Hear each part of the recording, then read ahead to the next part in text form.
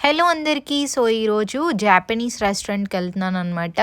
So అక్కడ food ఎలా ఉంటుంది, ప్రైజెస్ ఎట్లా ఉంటాయో చూపిస్తాను, వచ్చేయండి. ఈ రెస్టారెంట్ నేమ్ వచ్చేసి కోకో ఇచిబాన్యా అనమాట. ఇది జపాన్‌లో ప్రతి ప్లేస్‌లో ఉంటుంది. వీళ్ళ స్పెషాలిటీ ఏంటంటే వీళ్ళు జాపనీస్ స్టైల్‌లో రైస్ అండ్ కర్రీని ప్రిపేర్ చేస్తారు. అలాగే రైస్ అండ్ కర్రీతో పాటు రామెన్, ఉదోన్ ఇవన్నీ దొరుకుతాయన్నమాట. సో ఫస్ట్ అయితే లాంగ్వేజ్ సెలెక్ట్ చేసుకొని మీకు నచ్చింది, ఆప్షన్స్ చాలా ఉంటాయండి, అన్నీ చూసుకోండి.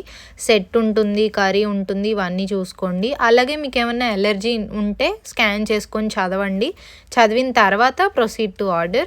ఈ రెస్టారెంట్లో వెజిటేరియన్స్కి కూడా మంచి ఆప్షన్స్ ఉంటాయండి. మీరు వెజిటబుల్స్ అనే సెక్షన్ని సెలెక్ట్ చేసుకుంటే మీకు అక్కడ ఆప్షన్స్ కనపడతాయి. మీకు నచ్చింది మీరు ఆర్డర్ చేసుకోవచ్చు. కర్రీలో సాస్ మాత్రం కొంచెం కేర్ఫుల్గా సెలెక్ట్ చేసుకోండి. వెజిటేరియన్స్ అయితే వెజిటేరియన్, పోర్క్ ఆర్ బీఫ్ మీకు నచ్చింది ఆర్డర్ చేయాలి.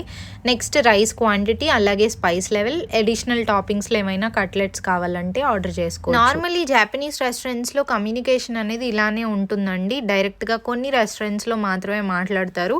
ఇలా ఆర్డర్ చేయగానే వాళ్ళు వచ్చి ఆర్డర్ ఇచ్చేస్తారు. ఒక్కొక్కళ్ళు కూర్చోడానికి సీట్స్ ఉంటాయి అన్నమాట. సో ప్రాబ్లం ఏం లేదు, వచ్చి తినేసి వెళ్ళిపోవడం. మనకి ఏమైనా డౌట్స్ ఉన్నా కూడా ఎక్స్ప్లెయిన్ చేస్తారు, అందులో ఇబ్బంది ఉండదు. ఇంకా వాటర్ విషయానికి వచ్చేసరికి ప్రతి వాళ్ళకి ఒక్కొక్క ట్యాప్ ఉంటుంది, అక్కడ ఫిల్ చేసుకొని తాగడమే.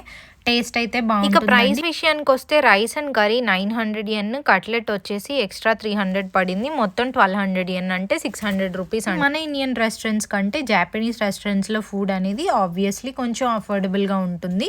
మీకు ఈ వీడియో నచ్చితే లైక్ చేసి, షేర్ చేసి, మరిన్ని వీడియోస్ కోసం ఫాలో అయిపోండి. Bye bye.